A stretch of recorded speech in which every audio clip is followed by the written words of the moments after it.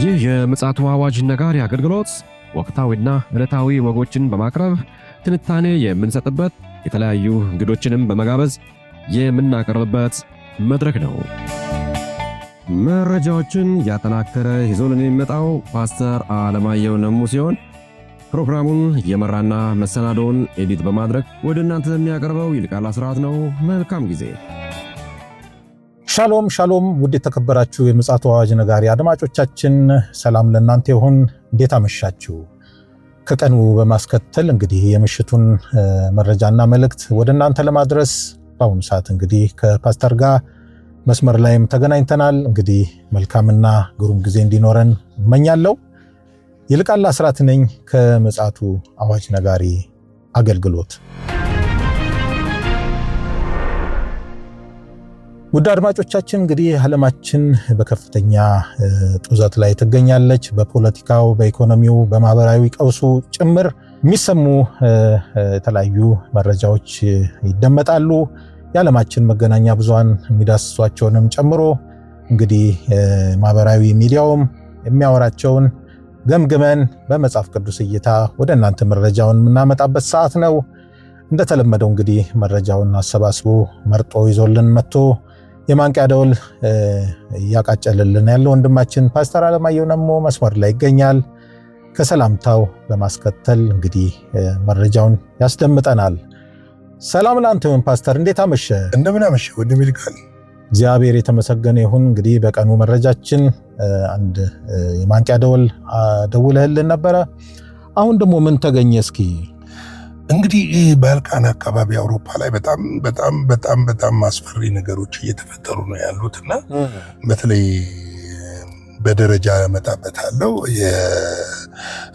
የብሪታንያ አየር ኃይሎች 2 የሩሲያ የረጅም ርቀት ቦምብ ጣይ አውሮፕላኖችን ወደ ድንበር ጥሰው በሚገቡበት ጊዜ በማቋረጥ ከፍተኛ ማስጠንቀቂያ በመስጠት ወደ መጡበት እንዲመለሱ አድርገዋል።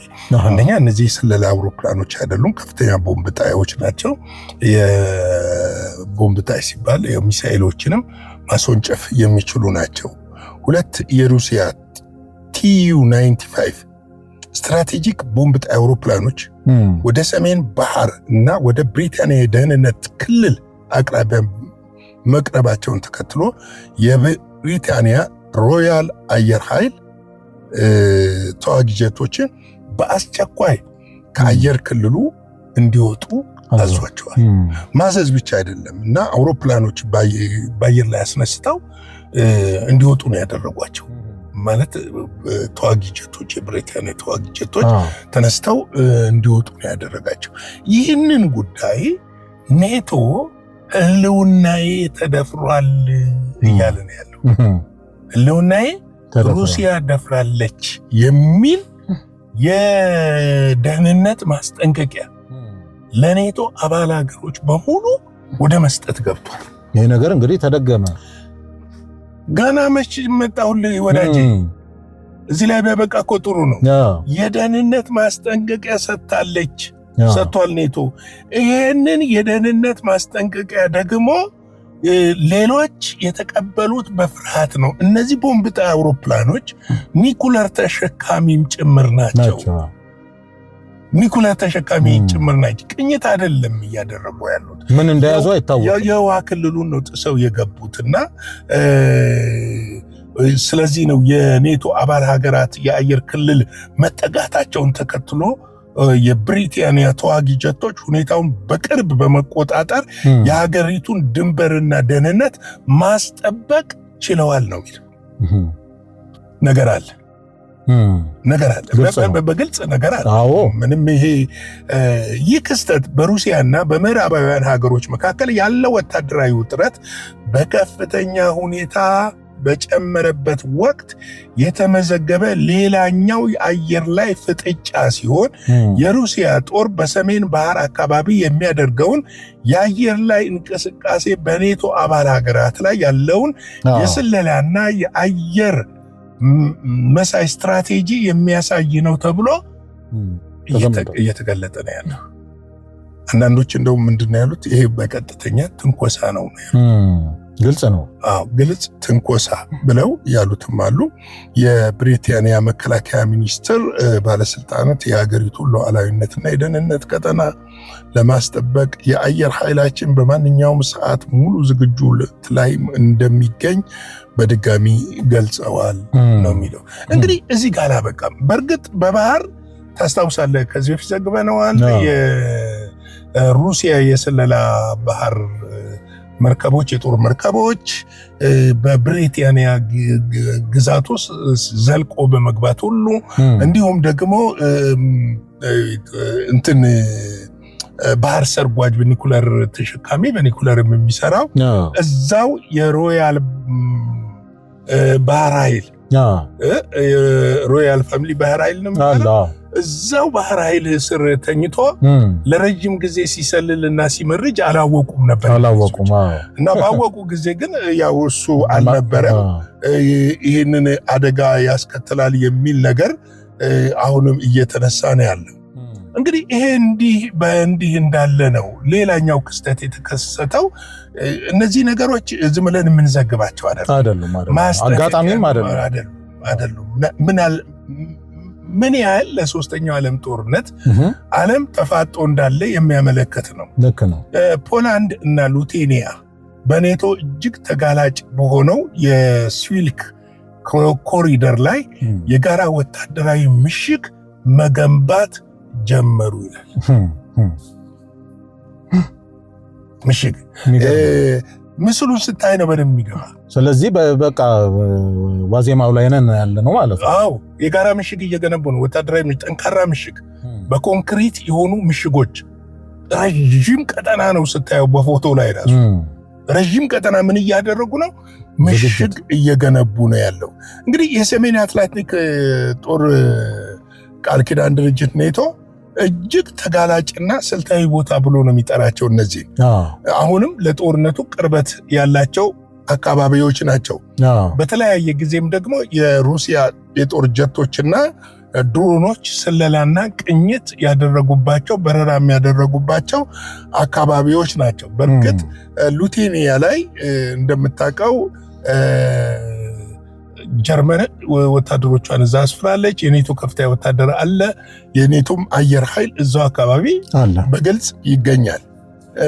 እንግዲህ ስልታዊ ብለው በወሰኗቸው በእነዚህ ግዛቶች ውስጥ ከፍተኛ የሆነ ለታንኮች እና የጸረ ታንክ ምሽጎች እና የኤሌክትሮኒክስ መከላከያ መዋቅሮችን መገንባት መጀመሪያቸውን በይፋ አስታውቀዋል። ለጦርነት እየተዘጋጁ ነው ማለት ነው። እና ይሄንን ነው የሚያመለክተው። እንግዲህ ይሄ ቀላል አይደለም።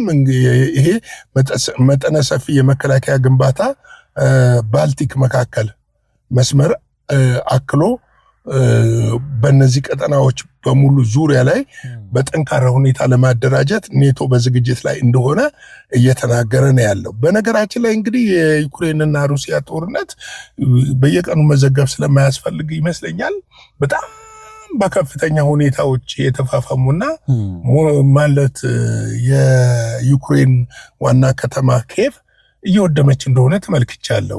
በእርግጥ ሞስኮም እየተጠቃች ነች ያለችው። የሞስኮ ዙሪያ ከተሞች እየተጠቁ ነው ያሉት። እንግዲህ እነዚህ ነገሮች እሱም አስደንጋጭ ናቸው።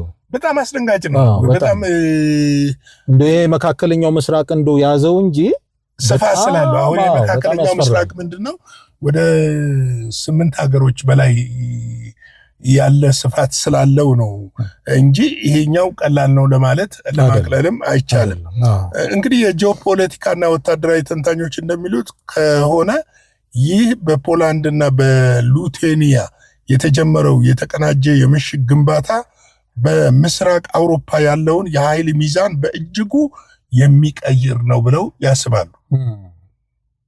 እንግዲህ አሁን እነዚህ ምሽጎች የሚሰሩት በዋናነት በእግረኛና በመካናይዝድ ስትመጣ ነው የሚሰሩት። በአየር ላይ አየር ውጊያና በድሮንና በሚሳኤል በሮኬቶች ለሚሆኑ ውጊያዎች ምንም ጠቀሜታ የላቸው። ሩሲያ ደግሞ አሁን ላይ እያወጣች ያለችው ሚሳኤሎች እጅግ አስፈሪ ነው። አሁን ሳርማት የሚባለው ሚሳኤል ሳርማቱ ነው ምናምን የሚባለው አንዴ በጣም አስፈሪ ነው። ሮሽኒክ የሚባለው እነዚህ በጣም ሱፐርሶኒክ የሆኑ ሚሳኤሎች የማውደም ስፋታቸውም ራሱ በጣም ሰፊ የሆነ ነው። በቅርቡ ራሱ 17000 ኪሎ ሜትር የሚሄድ ላውንች አርጋው ዘግበነዋል። ከሰሜን ዋልታ ተነስቶ ዞሮ በምንም አይነት ራዳር እይታ ውስጥ የማይገባ የተፈለገውን ኢላማ ምንም አይነት መሳሪያ የማያስቆመው ነው የማያስቆመው በራሱ ጊዜ ኢላማውን ሊመታ የሚችል በውስጡ ብዙ ፈንጂዎችን የተሸከመ በአንድ ጊዜ አንድ ሰፊ ከፍተኛ ሬዲየስን ማጥፋት የሚችል መሳሪያ ነው የሰራችው። እንግዲህ አሁን ላይ የሚገርም ይሄ ብቻ አይደለም። እንደው ልጨምርልህ መቼም ዓለም እኮ ጉድ ውስጥ ነን ያለነው። መቼ እንደሚሆን አናውቅም እንጂ በጣም ነገር ግን አሁን ላይ ሩሲያ ከፍተኛ ዝግጅት እያደረገች እንደሆነና ኒኩለሮቿን ከተከማቹበት ስፍራ ማንቀሳቀስ ጀምራለች። ምንድነው በትናንትናው ዕለት በምስል የተደገፈ ዜና ነው ያገኘሁት። ሩሲያ 15 አዳዲስ ስትራቴጂክ ሚሳኤል ተሸካሚ ባቡሮችን ወደ ሳይቤሪያ ጥልቅ ደኖች በስውር ማንቀሳቀሷ ታውቋል ይላል። የሚገርም ነው። ምንድናቸው? ኒኩለር ተሸካሚዎች ባቡሮች ናቸው። ፈጣን ባቡሮች ናቸው። ኒኩለር ተሸካሚዎች ናቸው። እነዚህ መሳሪያዎች ወዴት ነው ይሄድ? ሳይቤሪያ ደን ውስጥ ፍጹም ሊታዩ ሊገኙ የማይችሉበት ቦታዎች ውስጥ ምናልባትም ራሳቸውን ከራዳር የመሰወር ነገር ሊኖራቸው ይችላል። ቴክኖሎጂው በጣም እየረቀቀ የመጣበት ጊዜ ስለሆነ እንግዲህ ትናንትና ዕለት ከምዕራባውያን አገራት ጋር ያለውን የኒኩለር ፍጥጫ እና ወታደራዊ ፉክክር እጅግ በተጠነከረበት በአሁኑ ወቅት የሩሲያ መከላከያ ሚኒስቴር የኢንተርኮንቲኔንታል ቦለስቲክ ነው ኢንተርኮንቲኔንታል አህጉር አቋራጭ ቦለስቲክ ሚሳኤል ICBM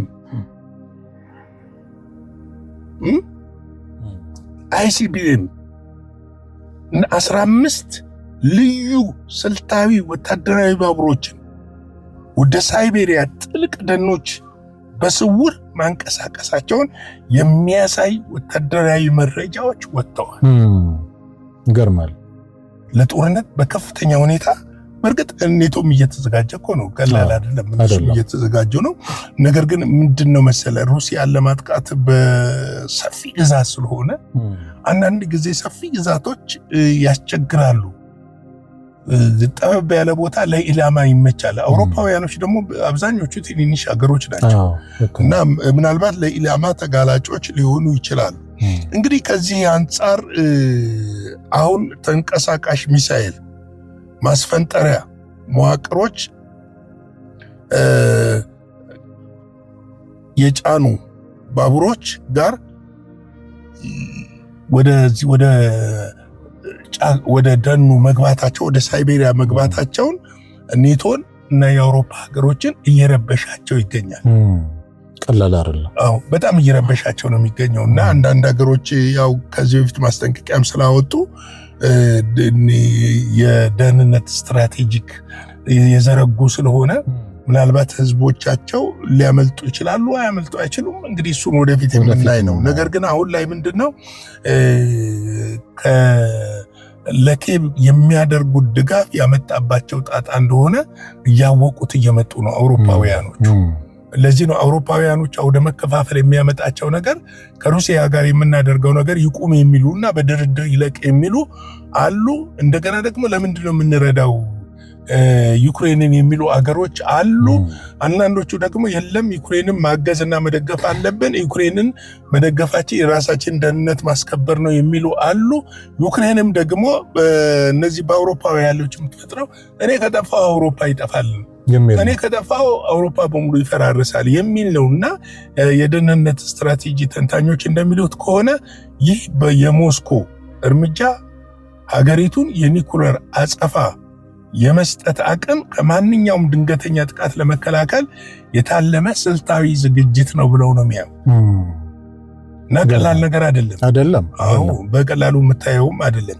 እነዚህ የኒኩለር ባቡሮች በማንኛውም ሰዓትና ቦታ ቆመው ሀገር አቋራጭ የኒኩለር ሚሳኤሎችን የመተኮስ ብቃት ያላቸው በመሆኑ በሩሲያና በኔቶ መካከል ያለውን የስትራቴጂክና የኃይል ሚዛንና የኒኩለር መከላከያ ስልት የበለጠ ወደ ከረረና ወደማይገመት አዲስ ምዕራፍ የሚያሸጋግሩ መሆኑ ተረጋግጧል። አይገመትም፣ ልትገምተውም አትችልም፣ የምትገምተውም ነገር አይደለም። እንግዲህ እነዚህ ነገሮች ናቸው በአውሮፓ ላይ እየተከናወኑ ያሉትና አሁን ላይ እየጠነከረ የመጣው። አንድ ልጨምርና ልቋጨው። እሺ፣ የጉድ ቀን አይመሽም ነው ያሉት አባቶች። የኔቶ ተዋጊ አውሮፕላኖች በባልቲክ ባህር ላይ የሩሲያ የጦር ጀቶችና አውሮፕላኖችን ማቋረጣቸው ታወቀ ይላል። ይህስ ምን ሊባል ነው? የኛ ትንኮሳ ከሆነ ይህም እንግዲህ ያው ተያይዞ ነው። የጀርመንና መለካካ ነው። ሱዲን ተዋጊ ጀቶች የሰሜን አትላንቲክ ጦር ቃል ኪዳን ድርጅት ኔቶ የአየር እዝን በመወከል የበረራ ዕቅድ ሳያስገቡ እና የራዳር መለያዎችን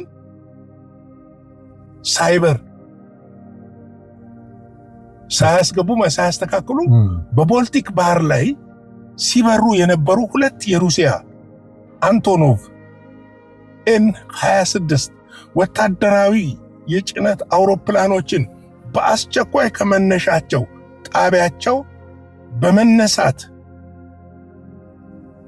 ተመልከት መከታተላቸውን በይፋ አስታውቀዋል። እንግዲህ አሁን ላይ የአየር ለአየሩ ፍጥጫ ምን እየሆነ መጥቷል? እየጦዘ ነው የመጣው።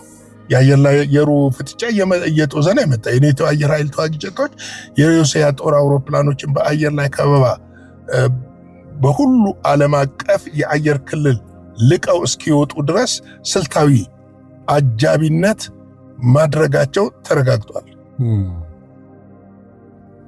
ስልታዊ አጀባ እንጂ ክንድ ለክንድ ወይ ደግሞ ኃይል ለኃይል መለካካት አይደለም። ይመጣል ቀጥሎ። ይሄ እኮ ነው መፋጠጥ አንዱ ነው። መጀመሪያ የቃላት ጦርነት ነው። ከቃላት ጦርነት ወታደራዊ ፍጥጫ እንትን ትላለህ። ከወታደራዊ ፍጥጫ በተኩስ ትለካካለህ። ማስጠንቀቂያ ትሰጣለህ። ስትተኩስ ይፈነዳል ጦርነቱ። አሁን በዛው እንትን ላይ ነው ያለው፣ መንደርደሪያ ላይ ነው ያለው። ይሄ ምንድነው ያመለክተው? የአውሮፓንን አሁን ላይ ያለው የአውሮፓ ሀገሮች ጦርነት የሚፈልጉና የማይፈልጉ ሀገሮች አሉ። ሁለተኛ ጀርመን አሁን ለጊዜው ዝም ብላ ከኔቶ ጋር ትሽከርከር እንጂ ዞራ ሩሲያ እግር ስር መግባቱ አይቀርም። ማይቀር ነው ታሪክ። ምክንያቱም አሁን ያለው መንግስትን በዚህ ጉዳይ የሚጻረሩና ከሩሲያ ጋር ዲፕሎማሲያዊ ግንኙነት ማድረግ አለብን፣ ወደ ቀድሞ ነገር መመለስ አለብን የሚሉ ሀገሮች ቁጥር እየጨመረ ነው የመጣው። ተመልከት። ምክንያቱም አሁን ላይ እንግዲህ ሰሞኑን እንደምታውቀው የሆርሙዝ ሰርጥ ተዘግቷል። የአውሮፓ የነዳጅ አቅም እየተዳከመ ነው የመጣው። ከአሜሪካ የሚያስመጡት ጋዝ እና ነዳጅ እጅግ በእጥፍ የጨመረ ዋጋ ነው። ደግሞም ሩቅ ነው። ስለዚህ ይሄ ሁኔታ እየተባባሰ ከመሄዱ በፊት ስልታዊ የሆነ ማፈግፈግ ሊያደርጉ ይችላል የሚባለው ግምት በትክክል ይሰራል። ስልታዊ ማፈግፈግ ያደርጋል። ደግሞም ግድ ነው። ምክንያቱም የሚቀሩት እኮ 10 ሀገሮች ናቸው ከሩሲያ ጋር ነው። አንዱ 10ኛው ሩሲያ ነችና የነ ስፔን ከኔቶ ጋር ያለውን ነገር ሙሉ ለሙሉ አለመደገፍ፣ በተለይም የዶናልድ ትራምፕን እሳቤ ሙሉ ለሙሉ ውድቅ ማድረግና ስፔን አንቲሴሚቲዝምን ማራመዷ በኳሱ ዓለም ላይ እንኳን ሲንጸባረቅ ላነሳብ ነው ነበረና በሌላ ጊዜ ይሄን ነገር እናንጸባረቃለን። የኳሱንም ዓለም የመዝናኛውን ኢንዱስትሪ እየጠለፈው ነው የሚታው። በእርግጥ እኮ ስፔን ምንድነው መሰለ መግለጫ ሁሉ እኮ ሰጥታለች። ከዚህ በኋላ በአውሮፓ ፉትቦል ፌዴሬሽን እስራኤል ከተሳተፈች እኔ ከፌዴሬሽኑ እወጣለሁ ብላለች። በአውሮፓ የዓለም ማዕከልም ላይ የምትሳተፍ ከሆነ እኛ ከባህል ማዕከሉ እንወጣለን የሚል ስፔን፣ አይርላንድ፣ ምንድነው ኖርዌይ ምናምን የመሳሰሉ እነዚህ አንቲሴሜቲክስ የሚራምዱ ሀገሮች አቋም እያያዙ እየመጡ ነው። ምንም ጥርጥር የለውም ይሄ ነገርና እንግዲህ እነዚህ ነገሮች ተደማምረው ነው የዓለም የመጨረሻ የሚመጣው። ለዛሬ ምሽት ያለኝ ይሄንን ይመስላል። እንጸልይ። በተለይ ለሀገራችን አጥብቀን እንጸልይ። እኛውን ጦርነት የሚያስፈልጋት ሀገር አይደለችም። ዳቦ በቅጡ በልቶ ያልጠገበ ህዝብ ያለበት ሀገር ነው። ስለዚህ ለመንግስቶቻችንም ተቃዋሚ ነን ለሚሉትም እግዚአብሔር ማስተዋልና ጥበብን እንዲሰጣቸውና ወደ ሰላም እንዲመጡ ይሄ የእርቅ የሰላም የምክክር ኮሚሽኑ በሰላማዊ መንገድ እንዲጠናቀቅ የሚያስፈልገው ነገር እንዲሆን መጸለይ። እንግዲህ አሁን ክረምት ነው፣ ብዙ ጊዜ በጸሎት የምናሳልፍበት ወቅት ነው እንደ አጥቢያ፣ እንደ ቤተክርስቲያን፣ እንደ ህብረት። ስለዚህ በዚህ ጉዳይ ላይ አጥብቆ መጸለይ እንዳለብን በውጭም በውስጥም ላላችሁት እናሳስባለን። የጌታ ጸጋ ሰላም ከሁላችን ጋር ይሁን። ሻሎም። ጌታ ኢየሱስ አብስቶ ይባርክ። ፓስተር፣ ያው በቀኑ መረጃ ላይም አጽንኦት ሰጥተህ አስታውሰህናል። ያው ዞሮ ሁላችንንም ሊነካም የሚችልም አጋጣሚም ስለሚኖር በእግዚአብሔር ፊት አብዝተን መጸለያችን እንግዲህ ድልን ያስጨብጠናል ተብሎ እናምናለን። እኔም አምናለሁ በግሌ። ስለዚህ እንደ አንድ የጸሎት ርዕስ ይህንን ጉዳይ ውድ ቅዱሳኖች አጥብቃችሁ በጌታ ፊት እንድታቀርቡ እናሳስባለን። እንግዲህ የዓለማችን ወቅታዊ ጉዳይ እንደሰማነው ነው። ነገሮች እየለዘቡ ሳይሆን በጥፍ እየጨመሩ ነው ያሉት። ስለዚህ ምንድነው ከኛ የሚጠበቀው የሚለው ቁልፍ ጥያቄ ለሁላችን እንግዲህ በመተው በዚህ አጋጣሚ ጥያቄ ብቻ ሳይሆን ዝግጁና ንቁ ሆናችሁ መጠባበቅ እንዳለባችሁም መልእክታችንን እናስተላልፋለን። ውድ አድማጮቻችን ለተሰኞ የምሽት መረጃና መልእክት ይዘን የመጣ ነው ይህንን ይመስላል። በቀኑም በምሽቱም መረጃዎችን አደራጅቶ እያነቃን ያለው ወንድማችን ፓስተር አለማየሁ ነሙ ነው። እኔም እንግዲህ ፕሮግራም በመምራት አብሬያችሁ ነበርኩኝ። በነገው ዕለት እስክንገናኝ ድረስ የእግዚአብሔር ምሕረት፣ ቸርነት፣ ጸጋ ከሁላችን ጋር እንዲሆን እንመኛለን። ሻሎም። ለዛሬ ይዘን የመጣነው ወቅታዊ መረጃ ይህንን ይመስል ነበረ። በሌላ ጊዜ በሌላ መሰናዶ እስከምንገናኝ ሰላም ለእናንተ ይሁን።